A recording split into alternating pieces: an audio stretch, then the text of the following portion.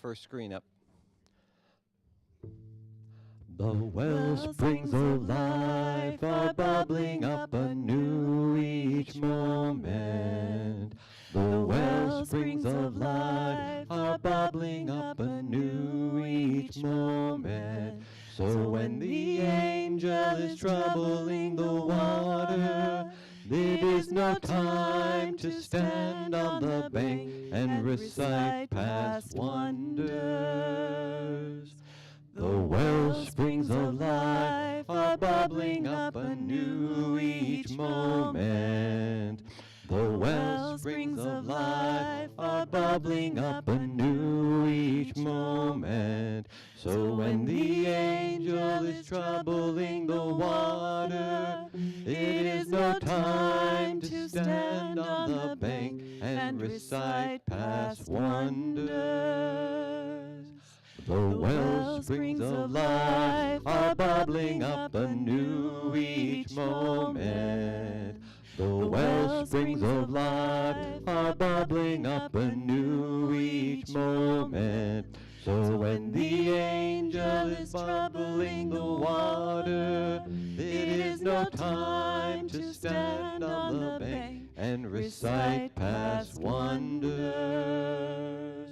The well springs of life are bubbling up anew each moment. The well springs of life are bubbling up anew each moment.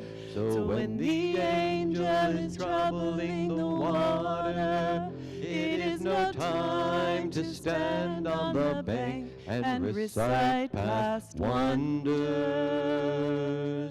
The well springs of life are bubbling up anew each moment. The well springs of life are bubbling up anew each moment. So when the angel is troubling the water, it is no time to stand on the bank and recite past wonders.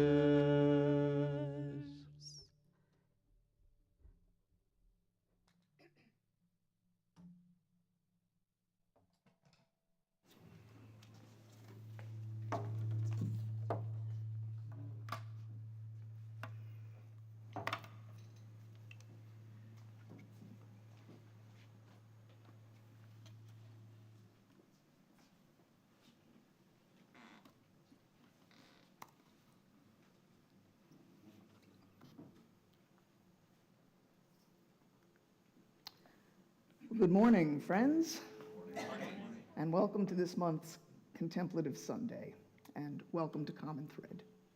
What a beautiful morning. The leaves are beginning to fall. We're finally feeling a real chill in the air, and it's football season, so what's not to love? Well, aside from the abysmal play of the New York Football Giants these past 4 weeks, nothing. So if you're a newcomer, a special welcome to you. We are so glad you've joined us today.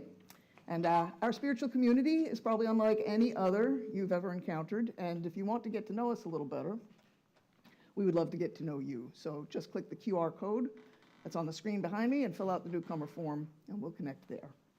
And whether you're a newcomer or an old-timer, we all have rough days. Maybe you're having some rough days right now. When we have rough days in our culture, we tend to isolate, even as we know that's not the most helpful thing. So if you are having a rough time, we encourage you to reach out so we can help you bear your burdens. We've got trained listeners in the room if you want some encouragement before you leave today, and you can always reach out at any time by just clicking the QR code on the screen, which will take you to a page more than another click. One of our community care team members, people who have had others stand with them on their rough days, and so know how life-giving that kind of support is, will reach back out to you to see how we can help you stand through your difficult time.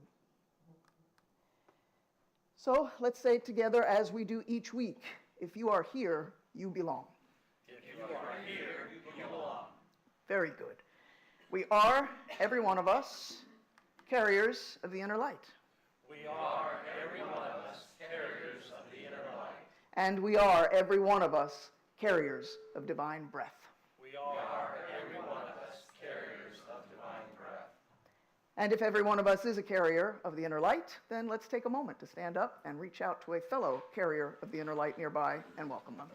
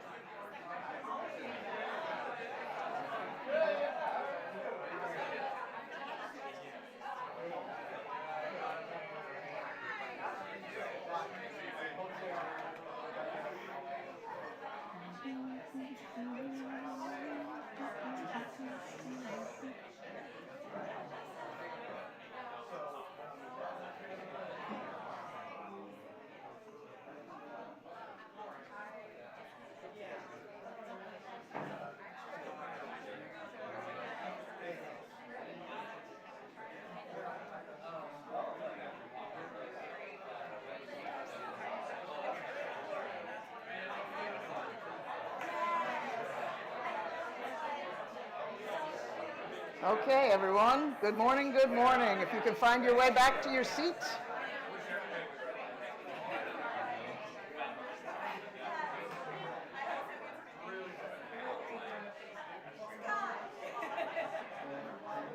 Everyone can work your way back to your seat.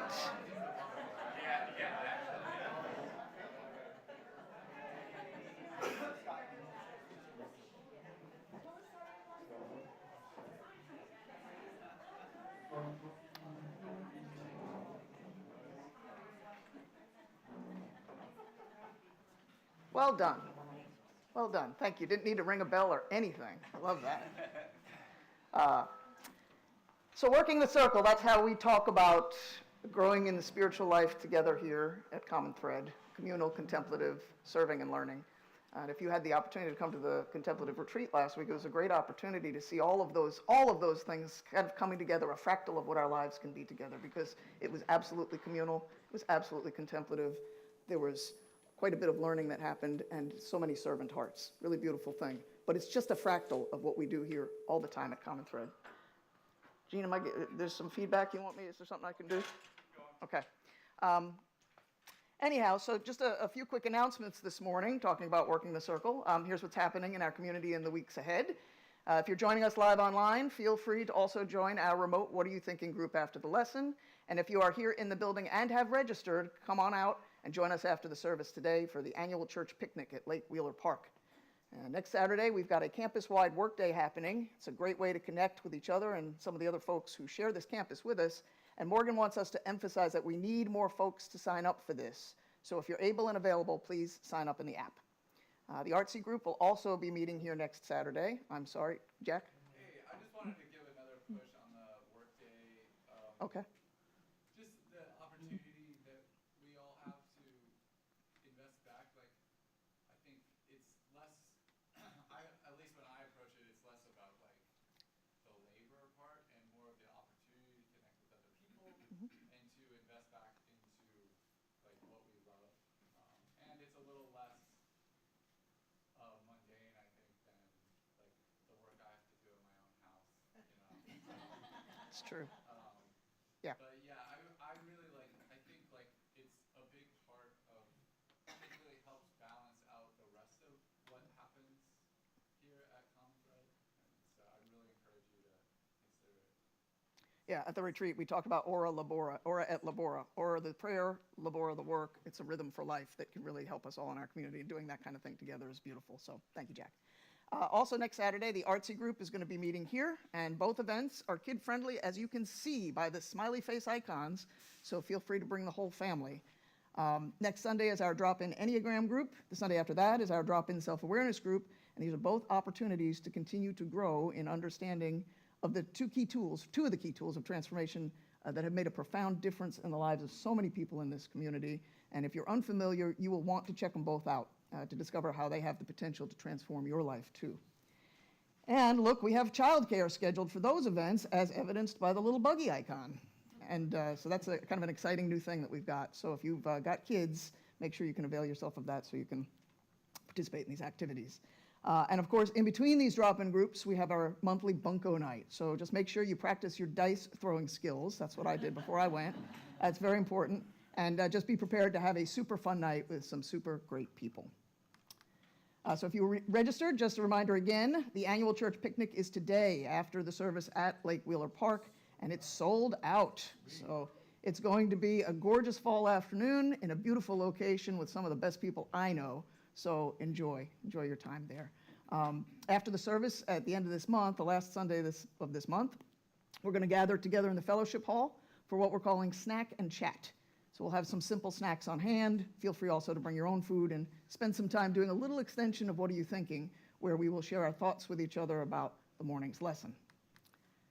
Housekeeping slide, we put this up every week. It's not a whole lot of things in there at the moment, but that doesn't mean there aren't a whole lot of things to do. We maybe just haven't had the chance to put them in there. Next week's cleanup project with Ridge Road that we can refer to as Labora, and a communal Labora certainly is among them. So we'll make sure we get that in there. And there's also something for that in the app, I think, for you to sign up, let Morgan know. And if you want more information about any of this, remember, in addition to listening to the announcements each week, we ask you to keep yourself informed through at least one of the following platforms: the Church Center app, the website, and or the weekly email that is sent each Thursday, and it just couldn't be any easier.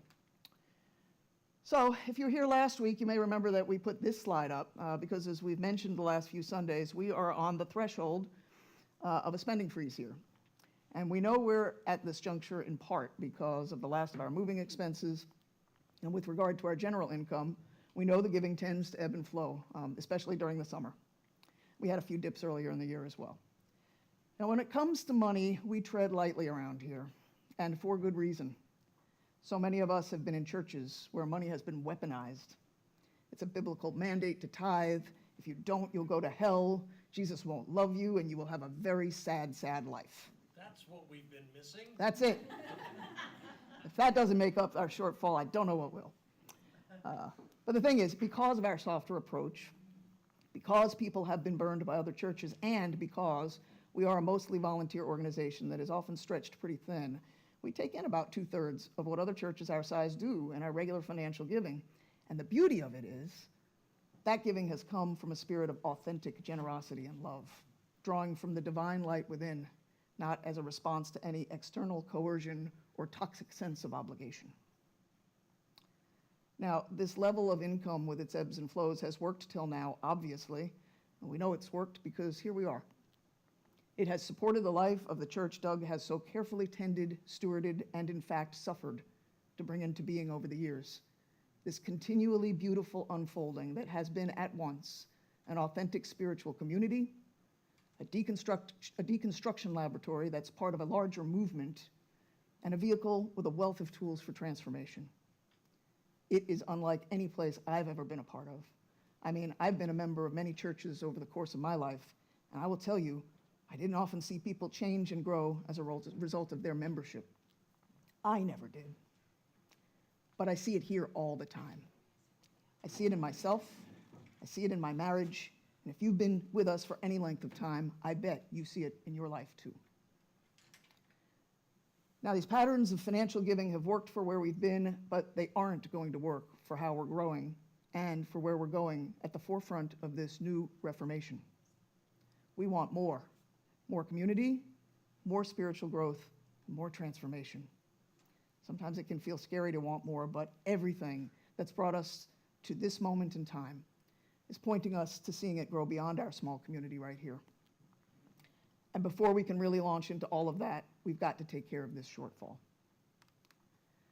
So, in speaking with some folks over the past week about this issue, a common refrain that I heard was, I want to help, but what exactly do you need from me personally?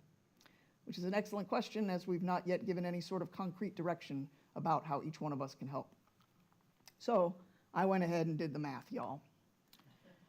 Based on the average contribution of around $200 per month from each household, we're looking at asking you to consider upping your monthly contribution for each of the next 3 months by 33%, which averages out to an extra $65 a month or $16.50 per week through October, November, and December. And when I say averages, I'm taking into account that some households contribute much more, some aren't able to contribute financially at all, and it all works out. It always has. As we often say here, and I mentioned before, there is no coercion in the spiritual life, and that goes for money as much as anything else, especially if making a financial contribution is a burden. So, are you able to increase your contributions by this percentage? If so, what a tremendous help that would be. Can you do more? If so, thank you so very much. And can you not do this at all? If so, then don't. I'll be honest, I'm presently in that category myself. But not to worry, we've had shortfalls before and have always had people who've been able to step up and fill in the gaps, and we have no reason to believe this time will be any different. Whatever you can offer, it will be, as Doug says each week, an investment in authentic spiritual community that gives back a tremendous return as we take those gifts, amplify them, and pour them back into our lives together with love. Thank you in advance. Now, we began our service a little differently today with the Wellsprings of Life, a chant we did at the Contemplative Retreat last weekend and during last Sunday's service. We're also going to begin and end our meditation today with another chant we did last Saturday. And here's a brief primer on chanting if you're unfamiliar. Chant is at the heart of all sacred traditions. What meditation accomplishes in silence, chant accomplishes in sound. And when we are really able to enter into the experience, it wakes up our emotional center and mesmerizes us in the best possible way, filling us with love and awe through the rhythm that comes from the inner light and connects us with all that is. Now, the point isn't to get chanting right. The point is to enter into and experience the chants communally as a meditative or prayerful practice. And the chants we are dipping our toes into here are drawn from Quaker wisdom. Many thanks to Joe and Melissa and Shelby for jumping in and learning these so that they can lead us in learning them ourselves. Now, note that during the instrumental portion of this chant in the middle, we're going to incorporate a loving kindness meditation. So just be prepared, I will lead you in that. And so for right now, please relax and find a comfortable place in your body.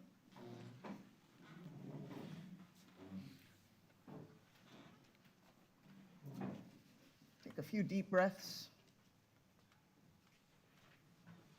And we'll begin.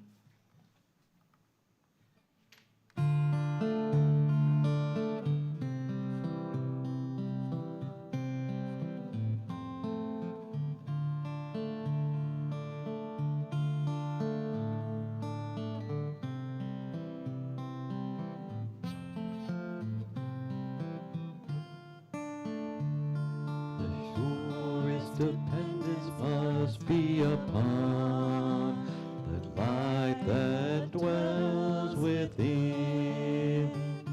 The surest dependence must be upon the light that dwells within. The surest dependence must be upon the light that dwells within. The surest dependence must be upon the light that dwells within.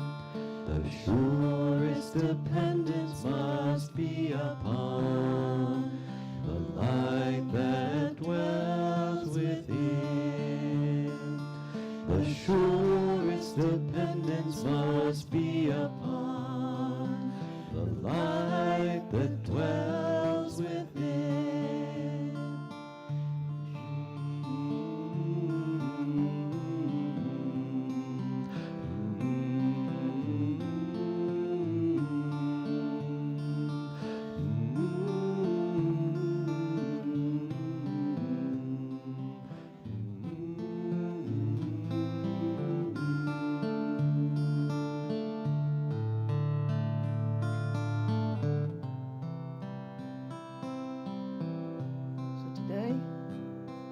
Going to send loving kindness to everyone in the whole world. Let's open our hearts to all people, to all creatures, extending love and grace towards them, imagining them resting in the embrace of divine love.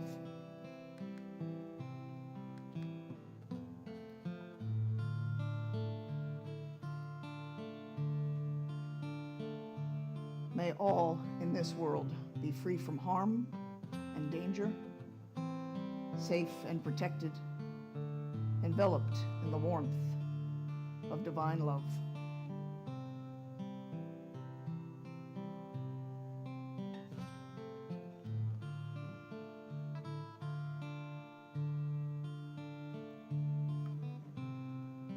May all in this world be free of suffering or distress, healthy and strong, drawing from the well of divine rest.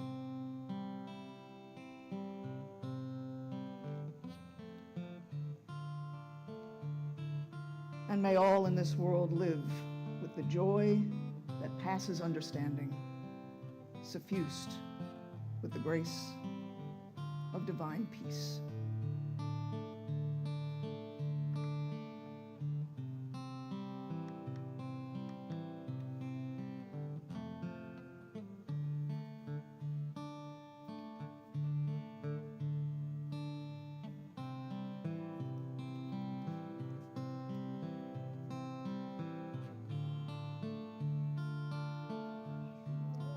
Dependence must be upon the light of Christ within. The surest dependence must be upon the light that dwells within. The surest dependence must be upon the light that dwells within. The surest dependence must be upon the light that dwells within. The surest dependence must be upon the light that dwells within. The surest dependence must be upon the light that dwells within.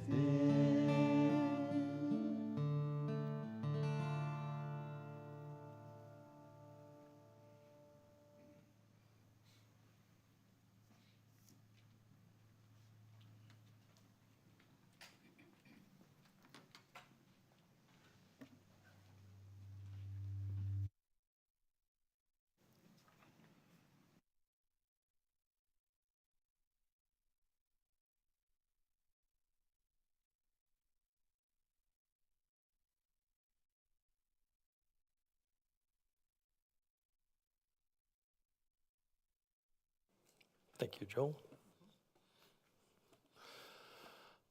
Is Jordan here? Wanted to introduce you to someone. I don't see him.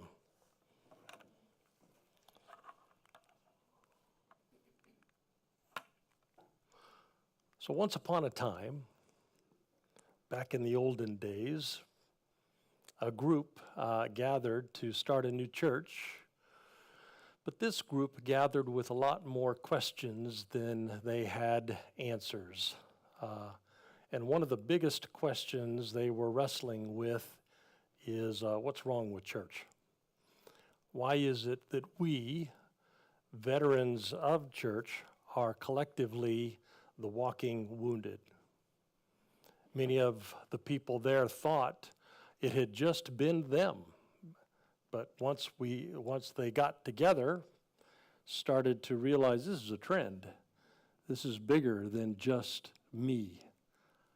Another question, why is this thing, church, that we know has the potential for such beauty, because we've experienced that, why is it causing so much harm, so much pain? Why is it not doing the good we know that it can do? Why is it not doing the good we know that it has done? And maybe the biggest question they wrestled with was, what should we do?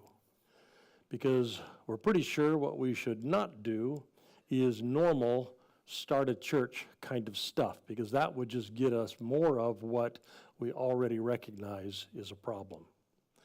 So back in those olden days, the minister on Saturday afternoons, after finishing his prep for Sundays, would sit outside on a small bench in their old building on Ray Road and look over the list of folks in the community and hold them in his heart before the divine.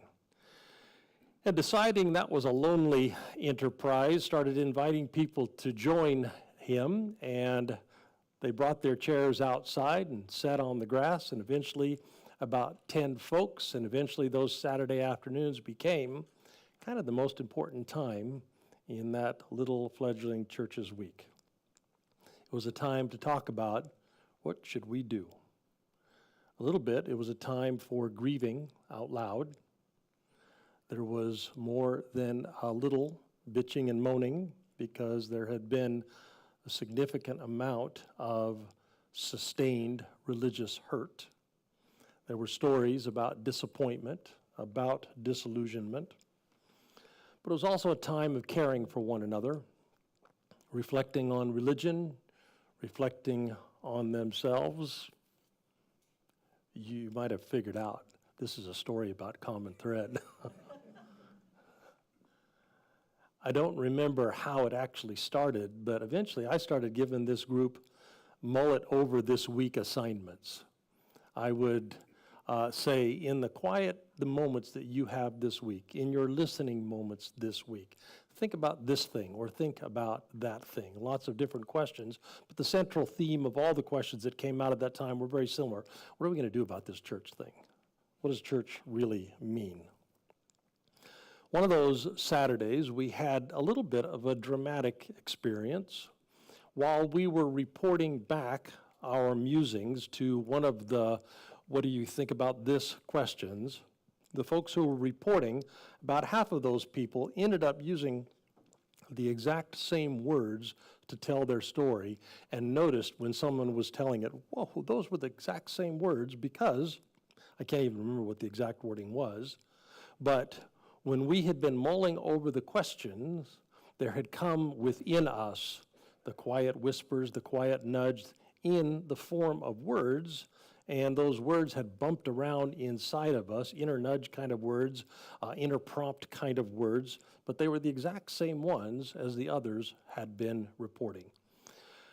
Again, I can't remember what the words were, but the upshot was be authentic community together. Be authentic community together. This should not be a surprise to you. But that same kind of words experience was unusual enough that it got our attention and it got our action. So we actually started doing that. We said, okay, we're going to do it. We're going to work at being authentic community. So we worked at the 4 spaces of belonging: public belonging, social belonging, personal, and deep belonging. We intentionally spoke honestly about our lives. I did, everyone did. We didn't pounce on each other to fix our problems or quote Bible verses at each other or give each other advice or tell each other about some book we just recently read that would really help. We did our best to be authentic community together. We learned what the best practices were, and then we practiced the best practices together, and some really beautiful things happened. Enough beautiful things that we collectively sensed, you know what, that was a discernment moment that we experienced together. It was an interior voice kind of moment, a clear direction kind of moment. Well, what do you know about that? So we took it very seriously. Be authentic community together. However, a couple months in, and the flush of newness has cooled down, and we started to realize we are getting on each other's nerves. We are pissing each other off, and we are hurting each other's feelings. So, Saturday on the grass, what are we going to do about that? It was a little bit jarring because of how confident we were that we had experienced an interior direction, that we had experienced a small, quiet nudge. It was jarring to have to then acknowledge that we could not do the thing, the inner voice thing. We knew what the thing was, and we could not do it. That's when we started using language that you still hear us using today. False self. Ego self. Damn, that's a thing. So, show up to be authentic community together, and there is beauty there. The inner light stuff, it was there. We experienced it, that's true. But there was also ugly there, because we are all carriers of the interior light, but we also carry some other stuff. We carry hurt. Hurt people. There's deep instinct that doesn't always serve us well. So, Saturday group, what are we going to do about that? Another story. I started doing centering prayer when I lived in Los Angeles. I was a young minister, and I would head up the hill to a convent a couple of times a month, and I would meet with a nun in her 70s, and we would talk together about my soul. And along the way, she really insisted that I needed to learn how to meditate. Now, I was from a brand of Christianity that thought that only Buddhists meditate, so, hey, that's weird. But she was a deeply spiritual woman, and I trusted her, so I started meditating. It didn't become a big feature of my life at that point, meditation, but the idea was there. I got familiar with the practice. I got familiar with the purpose. Now, fast forward several years, and we're sitting there on the grass. We can't do this thing we know we need to do. Now what do? And to my mind comes my nun friend on the hill. Meditation. Maybe that's what we do. Maybe that's our next step. So I searched around for a centering prayer group here in town, found one at St. Francis up in North Raleigh. I was 39, and I was the only male in the group, and I was the only person under the age of 70. So I started meditating with the Catholic ladies. And I told our Saturday on the Grass group, they also grew up in the only Buddhist meditate version of church, so it was weird for them as well. But again, because it had been a blow, because we really had this interior sense that we had received some kind of divine direction, and then we could not even do it, we knew that we were in need. So we tried this thing that to many of us felt very weird. We started meditating in a circle before we talked. Some of us started meditating every morning. Others started walking meditation, breathing and stepping, and breathing and stepping. And here's what we found.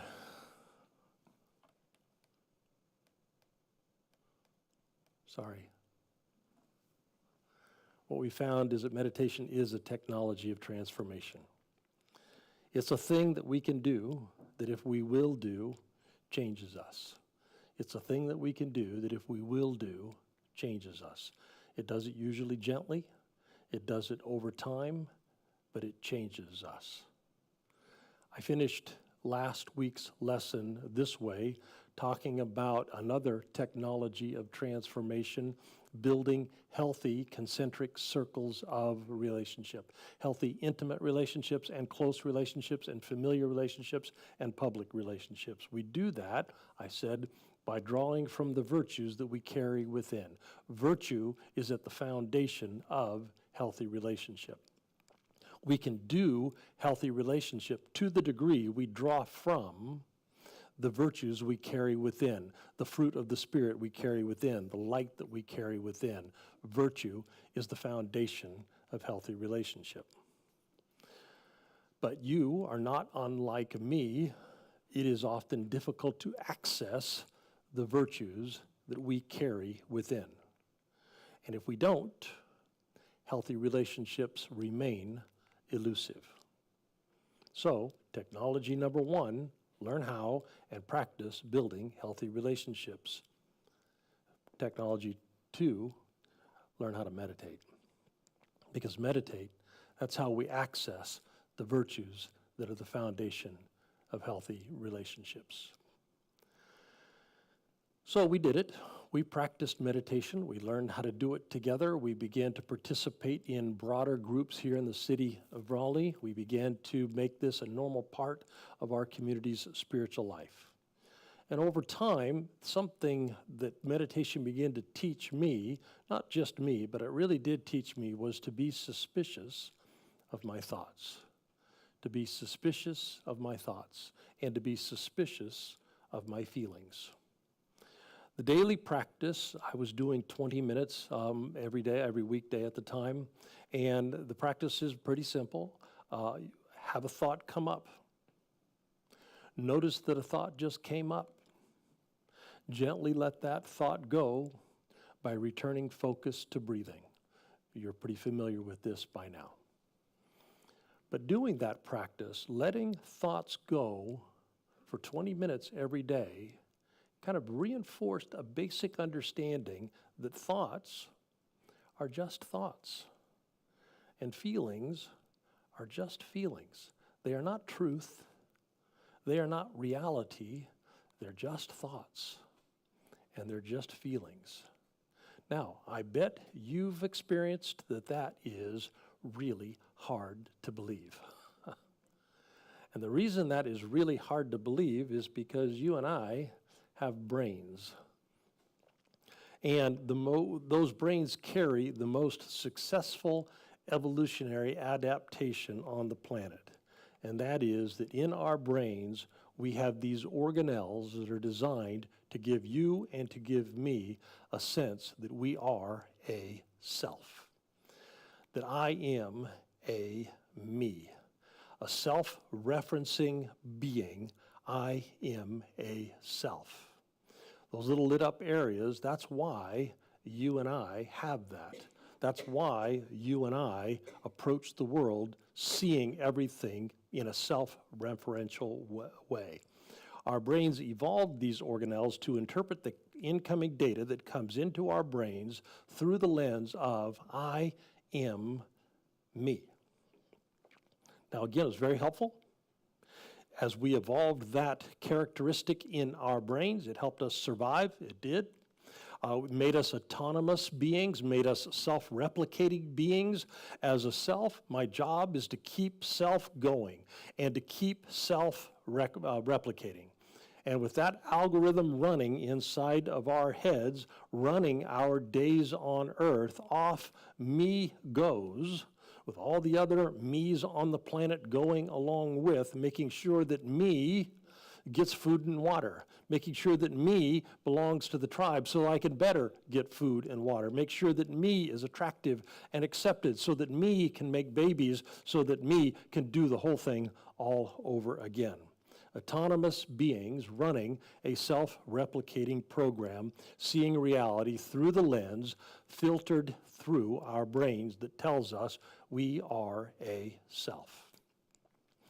I see me in relationship to others, which helps me form social bonds, helps me cooperate with the group, helps me see into the future, which helps me make plans to avoid problems, to solve problems. I see me being me, which allows me to regulate my actions, allows me to control my actions, choose those actions which are most advantageous. So we wouldn't be here if our brains didn't do this. If we didn't have this feature inside of our heads, we wouldn't be here. But sit in a circle on the grass and we start to realize, even though we did develop this mechanism in our brains, and even though we did come up with this sense of self, sometimes it doesn't serve us well. Because we've had this moment. We've had this moment that gives us a very clear direction what we ought to be doing right now if we're going to start rethinking church. And we cannot do that thing. In effect, we realized, we didn't use the words at the time, this part of our brains that stitches together our sense of self is causing us trouble. Because yes, food, and yes, water, and yes, procreation, and yes, self-replication, thank you, brain, but also way too much ruminating about self. What that person said, what do you suppose they mean? When they said X, I bet that means they don't like me. Or, I bet that means they don't respect me. I bet that means that they're trying to control me. I bet that means if given a chance, they would harm me or ignore me or devalue me.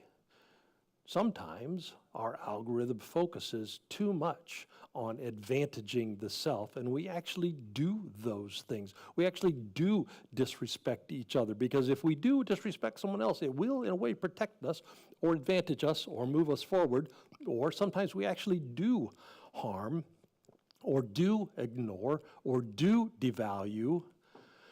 Now, being good Christian people, of course, we would do those things in very socially acceptable ways, but we do them in a smooth way that allows us to keep our standing in the community. Nevertheless, we do gossip negatively about others, because in a way that does help self get ahead.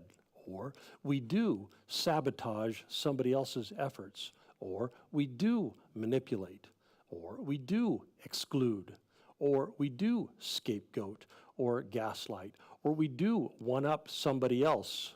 Because, sure enough, those behaviors are harmful. Yes, they are. But they also help the self move ahead. They help the self have advantage. Now, most of the time, we don't realize that we're doing it. We don't ever say to myself, oh, there's my overactive sense of self, overreaching the function of survival, actually causing harm. No, it's a mindless algorithm, and it just runs mindlessly. So here we are. We can't do authentic spiritual community.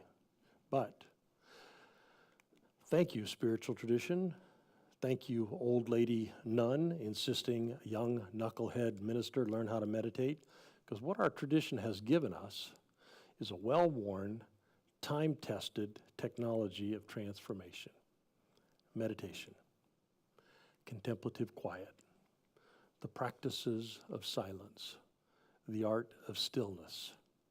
Because it turns out we've got an application for that.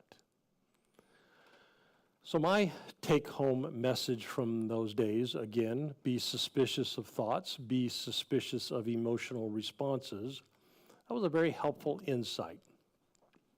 It was helpful for me to understand that thoughts are just thoughts and feelings are just feelings, because when we start bringing suspicion to our thoughts, when we start bringing suspicion to our feelings, we become just a little bit more self-aware, just a little bit more able to stand back from the torrent of those algorithm-driven thoughts, those algorithm-driven feelings that are not serving us well, the thoughts and feelings that undercut our ability to be authentic spiritual community or to be our best selves. Thought suspicion and feeling suspicion helps us see just a little bit better when cognitive biases kick in, when our words and thoughts are not aligned with the virtue that we carry within ourselves. Thought suspicion and feeling suspicion helps us see just a little bit earlier how we impact the others that are part of our lives all the time, how myself exists in the context of a whole bunch of other selves, exists in the context of a broader whole, and how we are always impacting everyone, always, at all times. By practicing meditation, we often are just a little bit more able to access empathy for the person who gets under our skin. By quieting the self-algorithm just a little bit, we can better see with moral clarity where our interior compass is pointing us. We can better perceive how another person might perceive, to see from another angle, to see from another perspective. For me, that happened a lot with my children, who turns out were born with very different personalities than my own. We could do the same with our partners. Thought suspicion, feeling suspicion helps us become better at love and mercy and grace, the technologies we talked about last week. Helped us become better partners and better parents and better co-workers and better employees and better employers and better friends. Because quiet that self-construct that we carry around inside of our heads, and we access another reality that we also carry within, that we say every week, we are every one of us carriers of the inner light. We also carry that within. Quiet the self-construct, and the other becomes easier to hear. Do that, and in our relationships, we become better listeners because we are less compulsed to advance self. We are less compulsed in the need to say what we are thinking and insert our view and to make sure that our voice is heard.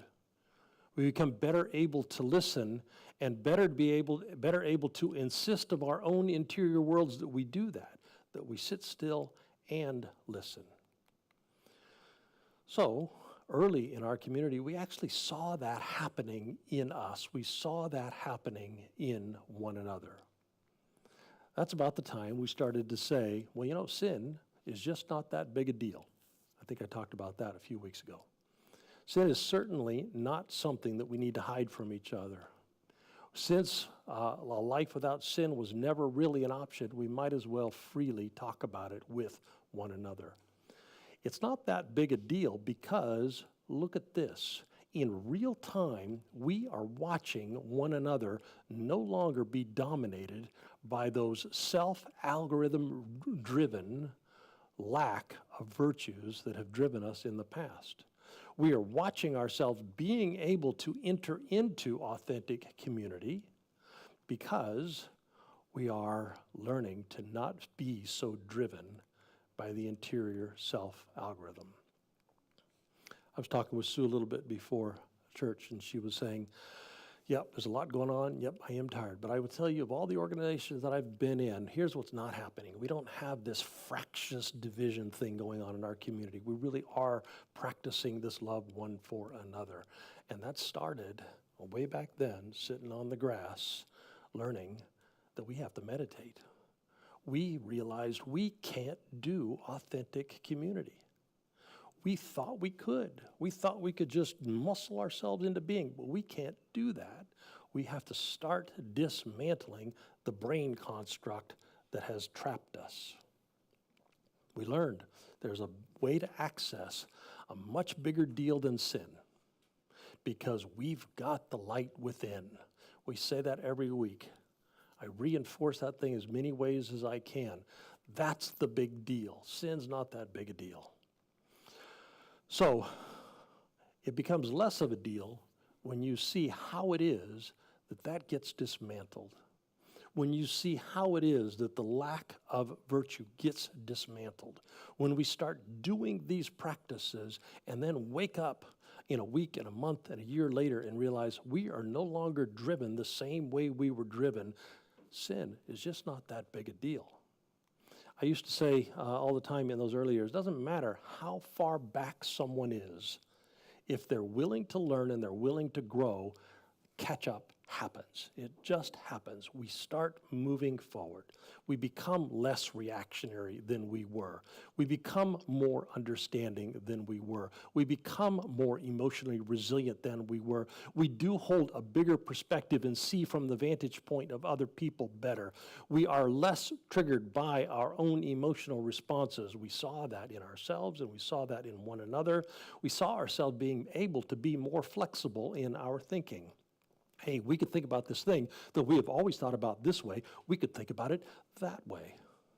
Hey, that stimuli to which we have always responded this way, we could actually begin responding that way. We saw it. We lived it. So yeah, it got consolidated in me. It got consolidated in many of us. Come hell or high water, we have got to meditate. It is a technology of transformation, and we need transformation. Be authentic community. Meditate so you can be authentic community. That's how it happened. That's what we learned. Meditation strengthens our access to the divine breath that is in each one of us. Meditation weakens the hold of our evolutionary programming upon us. It weakens the hold of the habituated, programmed thoughts and feelings that they have over us. So, we learned centering prayer, a form of mindfulness meditation. We learned the welcoming prayer, a way to let go of thoughts in the moment. Just hang around for a little while. You're going to hear about both of those. You'll know everything you need to know about them. We see ourselves getting caught in some ego-triggering moment, a moment characterized by some kind of surging emotional response, and we learned in the moment to breathe, welcome, and let go. Breathe, welcome, and let go. That's also when we started using the phrase, afflictive emotions are our friends. They are our friends because when one of those things surges up, it's telling us, ego has been poked. Ego has been stirred up. This is the very best moment, a moment available right now to weaken the hold that that habit thought has, that that habit feeling has. This is the very best moment to access a deeper reality, to make a more informed decision about what happens next. So, welcome, welcome, welcome. It's entering prayer, welcoming prayer. Some years later, we added examine and loving kindness meditation, but that's where we started, mindfulness and welcome prayer. And when we felt too fidgety to sit and practice, we learned about contemplative walking. Some of us started using a traditional labyrinth. Lots of churches in town have them, and they're open to use. Others, a more free-form approach to contemplative walking in the woods. But in both, we synchronize our breath and our steps. A breath and 2 steps. A breath and 2 steps. Eyes open, looking at the trees. During those years, these 2 quotes became meaningful to me. You've probably heard me use them. God's primary language is silence, and everything else is a poor translation. God's primary language is silence, and everything else is a poor translation. And in the silence of the heart, God speaks. So in Dwelling Divine, may this technology of transformation, this capacity to awaken to the interior divine through meditation, may this be ours. May we find the deeper reality in the practice of silence. Deeper, may we untangle the hold that that evolutionary self part of us has over us. Deepen our access to the divine center. Amen. Well, let us dismiss the folks online. Thank you for joining us. We're going to do What Are You Thinking here in the room. There goes Scott right now. He's going to be doing it with you. He's going to open up the Zoom, and he's going to ask the same kind of questions that I'm going to be asking here in a moment. We'd love you to join. The link to that Zoom is on the YouTube notes, also on the front page of our website. Also, when you get there, if you're asked for a password, the password is 1417. We would love you to join. Let's dismiss the folks online. If you would, please put your hand on your heart with me. Let's remember that we are, every one of us, carriers of the indwelling divine. That means that love and joy, peace and patience and kindness and goodness are in us because the breath of the divine is in us. And if you would extend your other hand to our city, let's look this week for opportunities to repair and heal our worlds by giving what's already in us to the people that we live and work, go to school with, again, looking for opportunities to repair and heal our worlds. Amen. God bless you all. You are dismissed. Thanks for joining us.